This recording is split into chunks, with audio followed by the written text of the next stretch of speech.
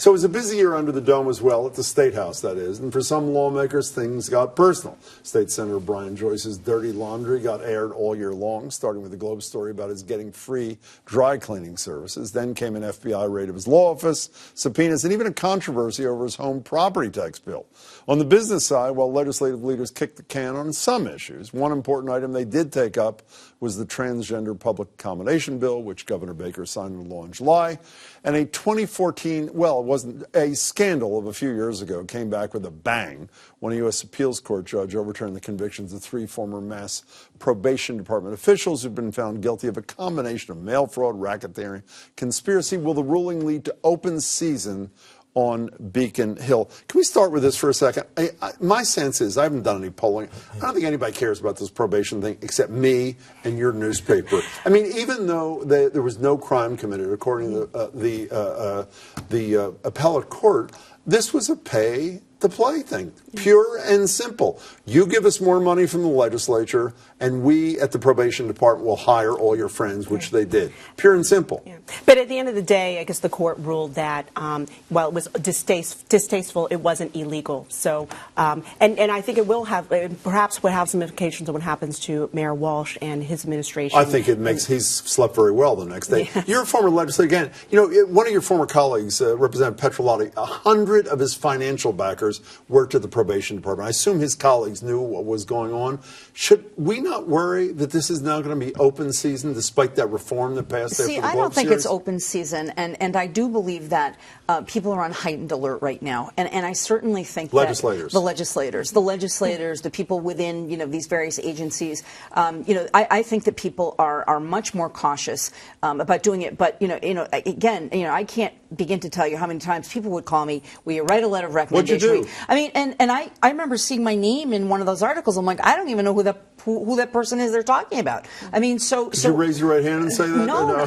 I'm just saying. But so, you know, on occasion people do. They call, they ask a legislator. I've been out of the legislature for how many dozens of years, and I still get people calling, can you write me a letter? So the problem is we have to, it's a long-standing culture that has to change. If I were the Speaker or the Senate President, I would be working to talk about ethics training with the legislators. I remember a long time ago when Charlie Flaherty was Speaker and some of those investigations were going on. That was actually one of the things he did to make sure that legislators understood what their ethics rules were. And I think if any violation... He subsequently pled guilty to a felony, I should but say. my point is making sure that they understand the bright red line. Can we talk about Brian Joyce for a second? This is another one. I'm not sure how large. Joyce was here a couple of months ago, right in the middle of this whole mess. Do we have a little bit of Brian Joyce from his appearance on Greater Boston? I do the best I can. I'm not perfect. I know that we have to avoid even the appearance of impropriety, and I do the best I can, and I know I can improve upon that.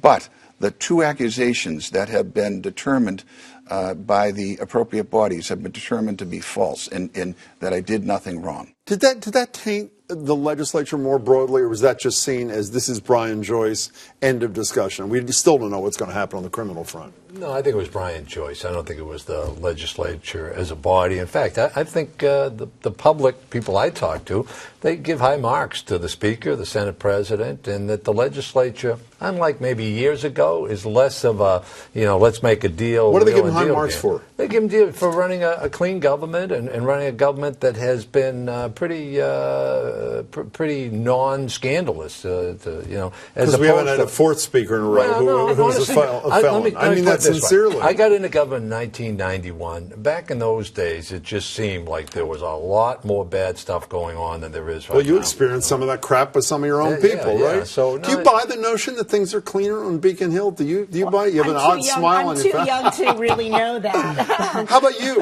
By the notion that I do believe that there is a lot more opportunity for the press to do its job, you know, than there was 25, 30, you know, but there's 30 a lot years ago. less press on Beacon There's Hill, a lot less press on Beacon Hill, but I do think that whether it's some of these, you know, online, you know, bloggers, whatever, I do think that there are opportunities for people to kind of, you know, gossip happens in a community, and I will tell you that in some of these cases, I think particularly, you know, in the town of Milton, some of these stories were, rose to the forefront because of gossip in town being written on Facebook and other things. I'd ask Shirley, but she's too young to speak about this.